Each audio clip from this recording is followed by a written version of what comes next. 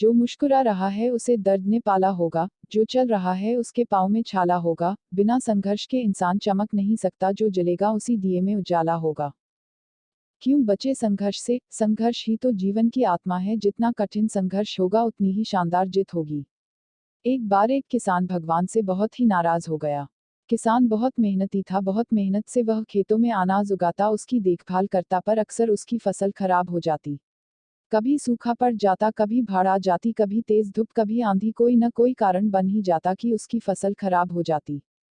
एक दिन वह किसान गुस्से में आसमान की ओर देखकर भगवान से कहा, हे ईश्वर, आपको लोग सर्वज्ञता मानते हैं कि आप सब जानते हैं, कहते हैं कि आपके इच्छा के बिना एक भी पत्ता नहीं हिलता, पर मुझे तो लगता है कि आप छोटी सी छोटी बात भी नहीं जानते।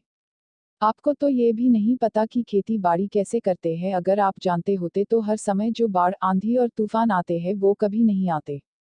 आप नहीं जानते कि कितना नुकसान उठाना पड़ता है हम किसानों को। यदि आप मेरे हाथ में यह शक्ति दे दे कि जैसा मैं चाहूँ वैसा मैं मौसम कर दूं, फिर आप देखना मैं अन्न के भंडार लगा दूंगा।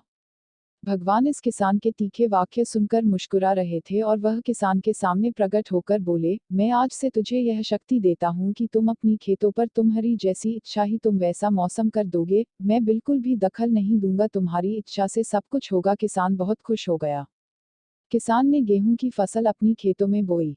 जब उसे लगा कि खेतों को धूप चाहिए तो खेतों को धूप मिले, जब पानी बरसना चाहिए तभी पानी बरसा, आंधी, तूफान, बाढ़ कुछ भी उसने अपने खेतों पर आने नहीं दिया। किसान के खेत में इस वर्ष ऐसी फसल हुई जैसी कभी नहीं हुई थी। हरी भरी लहलहाती फसल, मन ही मन वह बहुत खुश हो गया और सोचने लगा, अब सबूत के साथ दिखाऊंगा भगवान को कि इसे कहते हैं शक्ति का सही उपयोग। मेरी सफलता देखकर उन्हें अपनी नियम जरूर बदलने पड़ेंगे। कुछ दिन गुजरे, फसल कटने को तैयार हो गए। किसान बहुत उत्सुकता के साथ फसल को काटने लगा, पर जैसे ही उसकी नजर गेहूं की बालियों पर गया तो उसने अपना सिर पीट लिया और वह रोने चिल्लाने लगा। गेहूं की एक भी बाली के अंदर गेहूं का दाना नहीं था, सारी बालियां अंदर से खाली थी। किसान बहुत दुखी हो गया, उसने भगवान को रोते हुए फिर पुकारा, हे प्रभु, तुमने ये मेरे साथ क्या किया? क्या तुमने मुझे कोई सजा दी? भगवान बोले, पुत्र, ये तो होना ही था। तुमने पौधों को संघर्ष करने का मौका ही कहा दिया, ना तो तुमने उन्हें आंधियों से जूझने दिया, ना तेज बारिश से सहने दिया और ना ही धूप में तपने दिया। एक भी चुनौती का सामना तुमने उन्हें नहीं करने दिया, इसीलिए सारे पौधे अंदर से खोखले रह गए।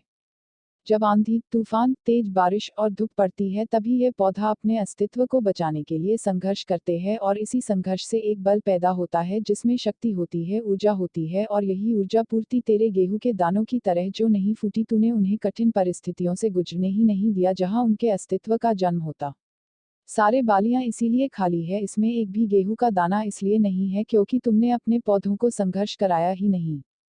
याद रखिए, स्वर्ण में सवर्णीय आभात तभी आती है जब वह आग में तपने, गलने और हथौड़े से पीटने जैसे संघर्षों से गुजरता है।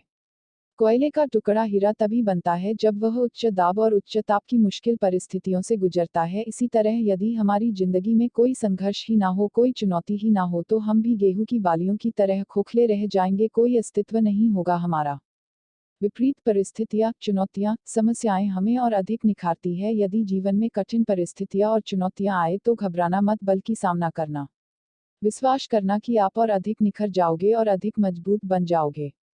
किसी ने कितना सही कहा है, जिंदगी जीना आसान नहीं होता, बिना संघर्ष कोई महान नहीं होता। जब तक ना पड़े हथौड़े की चोट तब तक पत्थर भी भगवान नहीं होता।